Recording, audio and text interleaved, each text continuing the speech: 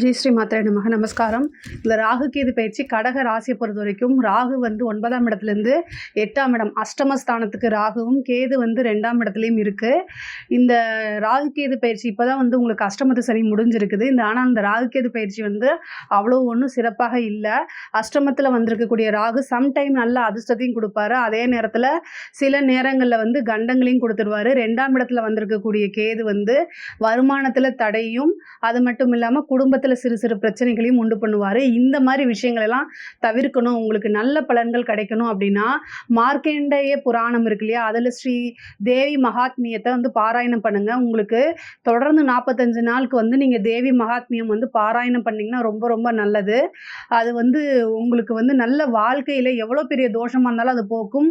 முக்கியமாக கோச்சார ரீதியாக ராகு கேதுக்கள்னால உங்களுக்கு தீங்கு இருக்குது அப்படின்னா தேவி மகாத்மியம் வந்து பாராயணம் பண்ணுறது ரொம்ப நல்லது. தொடர்ந்து 45 நாள் பண்ணுங்க.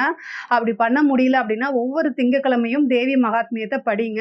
ராகு காலத்தில் வந்து துர்க்கைக்கு விளக்கு போடுங்க, காலபைரவர் வழிபாடு பண்ணுங்க. இது எல்லாமே வந்து உங்களுக்கு ராகு கேதுக்களுடைய தீமைகளை குறைத்து நன்மைகளை அதிகப்படுத்தி கொடுக்கும்.